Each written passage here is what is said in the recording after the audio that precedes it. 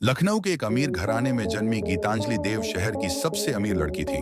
एक ऐसी रईस आजादी जिसे अपनी दौलत, शान शौकत और खानदानी रुतबे पर बेहिसाब गुरूर था। उसे यकीन था कि दुनिया की हर चीज उसके कदमों में है, यहाँ तक कि लोग भी, आम इंसान, उसके लिए बस नौकर, खिदमतगार या पृष्ठभूमि के किरदार थे। घर के मुलाजिम उसके गुस्से और तकब्बुर से हमेशा कांपते रहते। उनमें एक खामोश, सीधा साधा नौजवान भी था। गीतांजलि अक्सर उसे जलील करके खुश होती।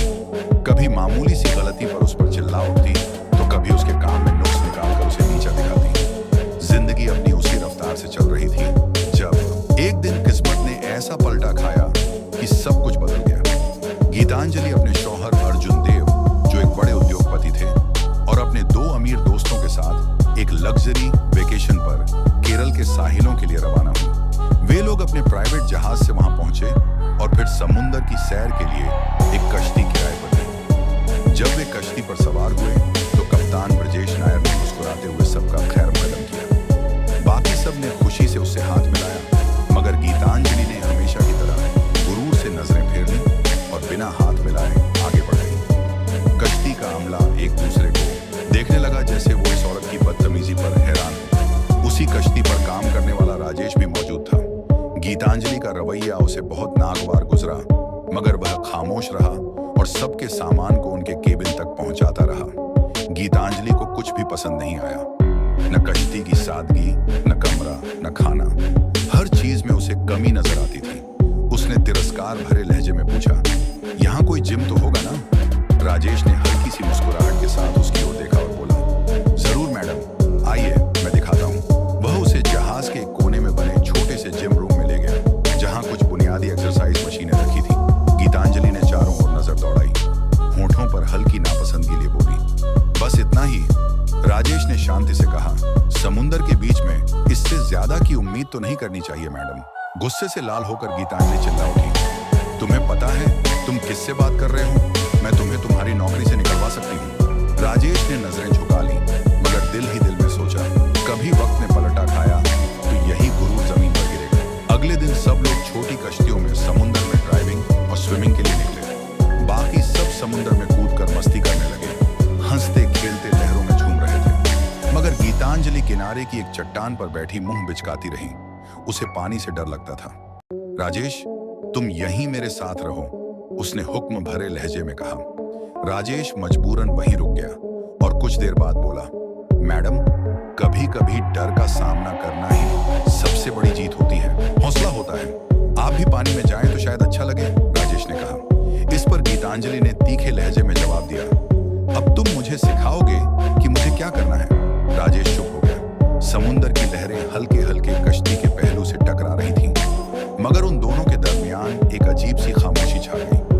अगली सुबह जब गीतांजलि साहिल पर एक्सरसाइज कर रही थी तो राजेश करीब ही सफाई में मशरूफ था। वो पसीने में तरबतर होकर काम कर रहा था, मगर गीतांजलि के चेहरे पर हमेशा की तरह नखरे और तिरस्कार की मुस्कान थी। तुम जैसे लोग हमेशा इसी मिट्टी में लथड़े रहते हो, गीतांजलि ने कहा, जैसे किसी छोटी सी बात पर भी अपनी ऊंचाई जताना चाहती हो। मामूली इंसान से बात करने से भी उसकी शान घट जाए। राजेश ने सर झुका लिया, मगर दिल के अंदर कुछ जलने लगा। शायद वही लम्हा था जब किस्मत गीतांजलि देव के गुरूर को तोड़ने की तैयारी कर रही थी। दोपहर के वक्त सब लोग कश्ती के डेक पर लंच के लिए जमा। समुंदर के नीले पानी के बीच धूप नरम थी, हवा हल्की चल रही थी और सब लोग खुशी खुशी खाना खा रहे थे। लेकिन तभी गीतांजलि ने अचानक गुस्से में चिल्लाते हुए कहा, ये क्या खाना है? ये खाना कोई खा सकता है? बिल्कुल घटिया स्वाद है। सारे लोग एक पल को सन्न रह गए। माहौल में सन्नाटा छा गया। राजेश दूर खड़ा सब देख रहा था। वही पुराना गुरूर, वही तिरस्कार, लेकिन उसकी आंखों में अब कुछ और था, जैसे वह जानता हो कि वक्त अब करवट लेने वाला है। ठंडा है, गीतांजलि ने तीखे लहजे में कहा। राजेश, तुम्हें समझ नहीं आता? जाकर मेरे लिए जूस लेकर आओ, अभी के अभी। राजेश ने एक पल के लिए उसकी ओर देखा। उसके चेहरे पर झुंझलाहट साफ झलक रही थी, मगर उसने खुद को संभाल लिया। बिना कुछ कहे वह चुपचाप पलट गया और किचन की ओर बढ़ गया, जहां कप्तान ब्रजेश और बाकी अमले के लोग खाना तैयार कर रहे थे। भाई, राजेश ने धीरे से कहा, ये औरत तो हर वक्त किसी न किसी बात पर झल्ला पड़ती है। ब्रजेश मुस्कुराया, समुंदर सबका गुरूर तोड़ देता है। राजेश, बस वक्त की बात है। कप्तान ब्रजेश मुस्कुराते हुए बोला, बेटा, ये अमीर लोग ऐसे ही होते हैं। इनका रवैया, इनका गुरूर, सब इन्हीं की पहचान है। हमें बस मुस्कुराते हुए इनके नखरे बर्दाश्त करने पड़ते हैं। इनका असली इलाज वक्त करता है, कोई इंसान नहीं। राजेश ने गहरी सांस ली और चुप हो गया। थोड़ी देर बाद वह जूस लेकर वापस आया और गीतांजलि को दिया। वह डेक पर खड़ी होकर समुंदर के नजारे देख रही थी। लहरें शांत थीं, सूरज ढलने को था और हवा में नमकीन ठंडक घुली थी। जूस का एक घूंट लेते हुए उसने राजेश की ओर देखा और कहा, राजेश, क्यों ना हम फिशिंग करने चलें? राजेश ने आसमान की ओर नजर डाली। बादलों को देखते हुए गंभीर लहजे में बोला, अभी नहीं मैडम, मौसम ठीक नहीं लग रहा। हवा तेज हो रही है और लहरें उठने लगी हैं। गीतांजलि ने भौहें सिकोड़ते हुए कहा, ओह प्लीज, तुम भी ना हर चीज में डर ढूंढ लेते हो। लेकिन राजेश के चेहरे पर अब एक अजीब सी बेचैनी थी, जैसे उसे आने वाले तूफान का आभास हो गया हो। राजेश ने शांत स्वर में कहा, मैडम, मैं पहले बोट और मोटर चेक कर लूं, फिर हम निकलते हैं। गीतांजलि ने आंखें घुमाई और कहा, ठीक है, लेकिन जल्दी करो, मुझे इंतजार करना पसंद नहीं। कुछ देर बाद राजेश ने सब कुछ जांच लिया। छोटी बोट तैयार थी, मोटर भी सही से चल रही थी। समुंदर हल्का हल्का हिलोरे मार रहा था और आसमान पर शाम की लाली उतर आई थी। सब ठीक है मैडम, राजेश ने कहा। गीतांजलि मुस्कुराते हुए बोट में बैठ गई और दोनों मोटर चालू करके समुंदर की ओर निकल पड़े। लहरें बोट के किनारों से टकरा रही थीं, हवा में नमकीन ठंडक थी और दूर तक सिर्फ नीला पानी फैला था, जैसे समुंदर भी जानता हो कि यह सफर अब कुछ अलग मोड़ लेने वाला है। दोनों बोटिंग का मजा ले रहे थे। हवा में नमकीन ठंडक थी, लहरें धीरे धीरे बोट से टकरा रही थीं और गीतांजलि कुछ देर के लिए सचमुच खुश नजर आ रही थी। वह समुंदर के बीचों बीच नीले पानी को देखकर मुस्कुरा रही थी, जैसे पहली बार उसे सुकून मिला हो। मगर तभी अचानक मोटर बंद हो गई। बोट एक झटके से रुक गई और बीच समुंदर में थिरक कर ठहर गई। गीतांजलि ने घबराकर चिल्लाया, राजेश, ये क्या हुआ? बोट क्यों नहीं चल रही? कुछ करो। राजेश तुरंत नीचे झुककर मोटर की जांच करने लगा। उसने कुछ देर तक कोशिश की, फिर गंभीर आवाज में बोला, मैडम, पेट्रोल खत्म हो गया है। गीतांजलि गुस्से से फट पड़ी, क्या तुम मजाक कर रहे हो? तुमने चेक नहीं किया था पहले? राजेश ने धीरे से कहा, चेक किया था मैंने, लेकिन शायद टैंक में लीक है। हमें अब मदद का इंतजार करना होगा। लहरें अब थोड़ा तेज होने लगी थी और गीतांजलि के चेहरे पर डर की पहली झलक दिखी। गीतांजलि गुस्से में चिल्लाई, अब बताओ राजेश, हम यहाँ से बाहर कैसे जाएंगे? बोट चल क्यों नहीं रही? राजेश ने शांत लेकिन थके हुए लहजे में कहा, मैंने आपको पहले ही बताया था मैडम, मौसम ठीक नहीं था, हमें नहीं निकलना चाहिए था। ओह प्लीज, अब मुझे मत सिखाओ। गीतांजलि फिर चिल्लाई। उसकी आवाज समुंदर की लहरों में गूंज उठी, तुम्हारी गलती है ये सब। तुमने पेट्रोल क्यों नहीं चेक किया? तुम किस काम के हो? राजेश ने गहरी सांस ली और कहा, मैडम, अब चिल्लाने से कुछ नहीं होगा, हमें शांत रहकर मदद का इंतजार करना होगा। लेकिन गीतांजलि का गुस्सा थमने का नाम नहीं ले रहा था। वो लहरों के बीच खड़ी थी, हवा उसके बाल उड़ा रही थी और उसकी आवाज तूफान में खोती जा रही थी। राजेश, अगर मुझे यहां से कुछ हुआ ना, तो मैं तुम्हें छोड़ूंगी नहीं। समुंदर अब और भी उग्र होने लगा था, जैसे वक्त खुद उसे जवाब देने की तैयारी कर रहा हो। शाम होने लगी थी, सूरज धीरे धीरे समुंदर के पार डूब रहा था। आसमान सुनहरी से नीला और फिर गहरा नारंगी होता जा रहा था। लहरों की आवाज अब धीमी लेकिन रहस्यमयी हो चली थी। गीतांजलि थकी हुई थी, चेहरा सूखा और आंखों में थकावट साफ झलक रही थी। राजेश भी चुपचाप बैठा आसमान की ओर देख रहा था। कोई किनारा नजर नहीं आ रहा था, सिर्फ अंतहीन पानी और बढ़ता अंधेरा। धीरे धीरे रात उतर आई। समुंदर पर बस चांदनी की हल्की परत बिछ गई थी। हवा ठंडी थी और बोट हल्के झटकों के साथ लहरों पर डोल रही थी। थकान और भूख ने दोनों को तोड़ दिया था। आखिरकार गीतांजलि बोट के एक कोने में सिर रखकर सो गई और राजेश भी कुछ देर बाद वहीं पास में लेट गया। उस शांत रात में बस समुंदर की लहरों की आवाज थी, जैसे कुदरत खुद गवाह बन गई हो उस अहंकार से विनम्रता की यात्रा की शुरुआत की। सुबह का सूरज धीरे धीरे समुंदर पर उग रहा था। चारों तरफ नीला पानी और सुनहरी रोशनी बिखरी हुई थी। गीतांजलि ने थकी आवाज में कहा, राजेश, अब कुछ करो, हम यहाँ और नहीं रह सकते। राजेश ने चारों ओर नजर दौड़ाई। कुछ दूर धुंध के बीच उसे एक छोटा सा द्वीप आइलैंड दिखाई दिया। उसकी आंखों में उम्मीद की चमक लौटी। मैडम देखिए, वहां एक छोटा सा आइलैंड है, हमें वहां तक तैर कर जाना होगा। गीतांजलि घबराई। क्या? तैर कर? नहीं, मुझे तैरना नहीं आता, मुझे पानी से डर लगता है राजेश। राजेश ने उसकी ओर देखा और दृढ़ स्वर में कहा, डरिए मत मैडम, मैं हूं आपके साथ, बस मुझ पर भरोसा रखिए। उसने उसका हाथ थामा और दोनों पानी में कूद पड़े। लहरें तेज थीं, सूरज सिर पर तप रहा था, मगर राजेश पूरे साहस के साथ गीतांजलि को थामे तैरता रहा। कई मिनटों की मशक्कत के बाद आखिरकार वे छोटे से आइलैंड के किनारे पहुंच गए। गीतांजलि थक कर रेत पर गिर पड़ी, हांफती हुई मगर जिंदा। राजेश ने आसमान की ओर देखा और धीरे से कहा, हम बच गए मैडम, अब असली सफर शुरू होगा। गीतांजलि अब थोड़ी संभल चुकी थी। आइलैंड पर उतरने के बाद उसने चारों ओर देखा। घना जंगल, रेत का किनारा और चारों तरफ सिर्फ सन्नाटा। वो धीरे धीरे आगे बढ़ने लगी, कभी पेड़ों के बीच झांकती, कभी किनारे पर चलती, जैसे जगह को समझने की कोशिश कर रही हो। उधर राजेश भी चारों ओर नजर दौड़ा रहा था। तभी उसकी निगाह एक पुरानी झोंपड़ी हट पर पड़ी, जो शायद कई सालों से खाली पड़ी थी। छत के तिनके बिखरे हुए थे, दीवारें धूल और बेलों से ढकी थीं।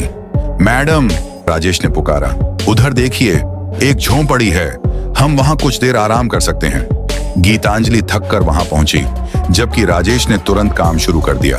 वह पुराने लकड़ी के टुकड़े हटाने लगा, रेत और सूखी पत्तियां बाहर फेंकने लगा। अगर इसे साफ कर लिया जाए तो रात काटने लायक हो जाएगा, उसने कहा। गीतांजलि बस चुपचाप खड़ी उसे देखती रही। वो आदमी जिसे वो कभी नौकर समझती थी, अब उसके लिए सहारा बन गया था। राजेश ने पूरी मेहनत से पुरानी झोंपड़ी साफ कर दी थी। अंदर अब धूल और पत्तों की जगह थोड़ी सफाई और सुकून था। उसने कुछ सूखी लकड़ियां इकट्ठी की और बाहर एक छोटी सी आग जलाई। उधर गीतांजलि थकान मिटाने के लिए जंगल के अंदर घूमने निकल गई। वह आसपास पेड़ों, पक्षियों और लताओं को देखती रही। कई सालों बाद शायद पहली बार वो प्रकृति के बीच इतनी अकेली थी। कुछ देर बाद जब वह वापस लौटी तो उसने देखा कि राजेश झोंपड़ी के बाहर एक छोटी कढ़ाई में मछली तल रहा था। धुएं में नमक और लकड़ी की महक घुली थी। गीतांजलि कुछ पल के लिए चुप रही। उसके चेहरे पर हैरानी और हल्की मुस्कान थी। तुम मछली पका रहे हो? उसने पूछा। राजेश ने मुस्कुराते हुए कहा, हाँ मैडम, समुंदर ने जो दिया है उसी से पेट भरना सीखना होगा। वो पल अजीब था, भूख, सन्नाटा और आग की रोशनी के बीच जैसे दूरी धीरे धीरे पिघलने लगी थी। आग के पास बैठा राजेश अब भी मछली तल रहा था। कुछ पल तक गीतांजलि चुपचाप उसे देखती रही, फिर धीमे स्वर में बोली, राजेश, क्या मुझे थोड़ा खाने को मिलेगा? राजेश के हाथ ठिठक गए। उसी पल उसे वो सब याद आ गया, जब यही औरत उसकी मेहनत, उसकी हैसियत और उसके अस्तित्व का मजाक उड़ाया करती थी। वो यादें जैसे लपट बनकर उसके भीतर उठी। उसने ठंडी नजरों से गीतांजलि की ओर देखा और कहा, पहले मेरे कपड़े धो दो मैडम, फिर खाना मिलेगा। गीतांजलि कुछ पल के लिए सन्न रह गई। ये पहला मौका था जब किसी ने उससे इस लहजे में बात की थी, लेकिन भूख और हालात के सामने उसका गुरूर धीरे धीरे पिघलने लगा। बिना कुछ कहे वह पास के झरने की ओर बढ़ गई और पहली बार उसने झुककर किसी और के लिए कुछ किया। गीतांजलि समुद्र के किनारे झुकी हुई थी, अपने हाथों से राजेश के कपड़े धो रही थी। लहरें उसके पैरों को छूकर लौट रही थीं और हवा में नमकीन महक घुली थी। थोड़ी देर बाद राजेश उसके पास आया। उसके हाथ में पकी हुई मछली थी। उसने मुस्कुराकर कहा, लीजिए मैडम, खा लीजिए। गीतांजलि ने सिर उठाया। उसके चेहरे पर थकान और झिझक दोनों थी। मैंने तो कहा था, पहले कपड़े धो तो ही दोगे, उसने धीमे स्वर में कहा। राजेश ने शांत लहजे में जवाब दिया, अगर आप नहीं भी धोती तब भी मैं देता। भूख के सामने कोई शर्त नहीं रखी जाती। गीतांजलि, वो पल कुछ अलग था। दोनों एक दूसरे की आंखों में देखने लगे। न वहां नौकर और मालिक थे, न गुरूर और तिरस्कार, बस दो थके हुए इंसान थे जो एक दूसरे के अस्तित्व को पहली बार सच में समझ रहे थे। गीतांजलि ने धीरे धीरे तली हुई मछली का एक टुकड़ा खाया। लंबे समय बाद उसके चेहरे पर सुकून की एक झलक आई। पास ही राजेश बैठा था। दोनों की नजरें दूर क्षितिज की ओर थीं, जहां सूरज धीरे धीरे ढल रहा था। कुछ देर खामोशी रही, फिर गीतांजलि ने धीमे स्वर में पूछा, राजेश, अब हम घर कैसे जाएंगे? राजेश ने आसमान की तरफ देखा और बोला, फिलहाल तो यही घर है मैडम, जब तक किस्मत राह नहीं दिखाती। शाम ढलते ढलते दोनों घने जंगल की ओर चल पड़े। लहरों की आवाज पीछे छूट गई और सामने सिर्फ पेड़ों की सरसराहट थी। थोड़ी देर बाद उन्हें वही पुरानी झोपड़ी दिखाई दी जहां राजेश ने पहले सफाई की थी। वे अंदर गए। चारों ओर अंधेरा छा चुका था। गीतांजलि एक कोने में बैठी थी। राजेश ने लकड़ी जलाकर थोड़ी रोशनी कर दी। दोनों ने एक दूसरे की ओर देखा, बिना कुछ कहे, बिना कोई सवाल किए। वो पल शब्दों से परे था, जैसे दो अजनबी अब एक दूसरे की मजबूरी नहीं बल्कि सच्चाई बन चुके हों। गीतांजलि दूर से राजेश को देख रही थी, जो झोपड़ी के बाहर आग के पास बैठा था। ठंडी हवा चल रही थी और लपटों की रोशनी उसके चेहरे पर पड़ रही थी। धीरे धीरे वह उसके पास आई, उसके कदमों की आहट तक सुनाई दे रही थी। राजेश ने नजर उठाई, उनकी आंखें मिली। कुछ पल के लिए दोनों खामोश रहे। आग की लपटें हिल रही थीं, हवा में एक अजीब सी सिहरन थी।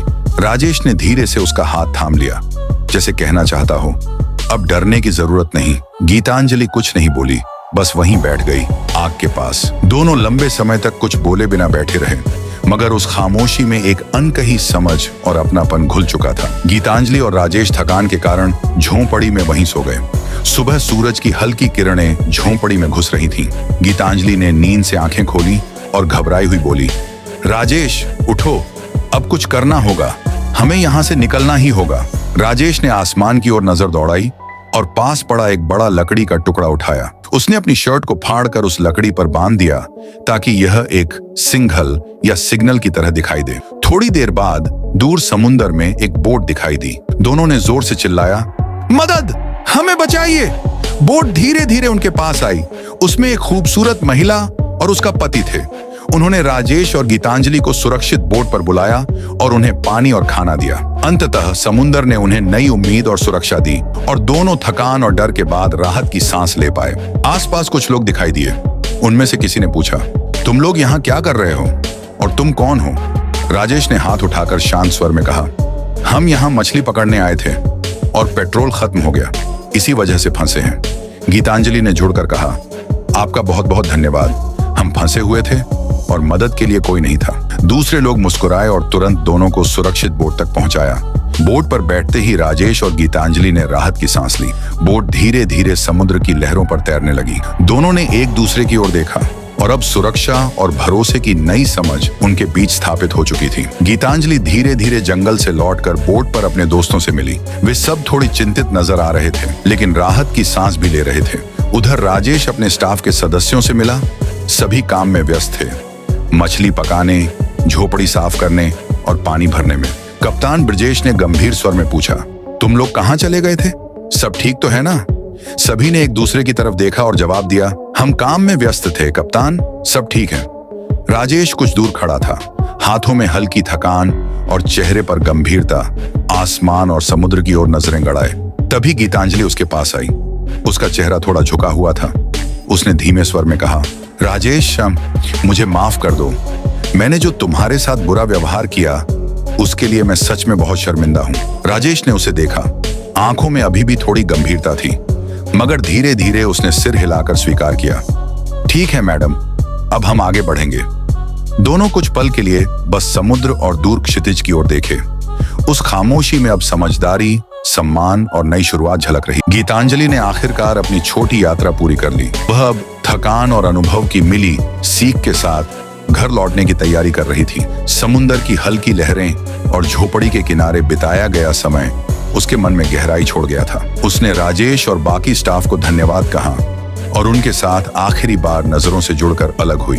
धीरे धीरे वह अपने बोट की ओर बढ़ी जहां उसका इंतजार था, और जैसे ही वह बैठी, बोट समुद्र की ओर बढ़ी। उसके चेहरे पर अब पुराने गुरूर की जगह अनुभव और समझ झलक रही थी। यात्रा के दौरान जो सब कुछ हुआ, उसने उसे नई दृष्टि और आत्मनिर्भरता दी थी। घर लौटते समय गीतांजलि के मन में शांति और संतोष का एहसास था। वह अब वही रईस आजादी थी, मगर अपने अनुभव से बदल चुकी थी। दोस्तों, मुझे उम्मीद है आपको यह कहानी पसंद आई होगी। लाइक, शेयर और सब्सक्राइब करना मत भूलिए ज्ञानसूत्रा वॉइस को, और ऐसी ही रोचक और ज्ञानवर्धक कहानियों के लिए जुड़े रहिए। नीचे कमेंट में बताइए आपको कहानी का सबसे पसंदीदा हिस्सा कौन सा लगा। देखने के लिए धन्यवाद, और मैं जल्दी ही एक और मजेदार वीडियो के साथ वापस आऊंगा। जय हिंद।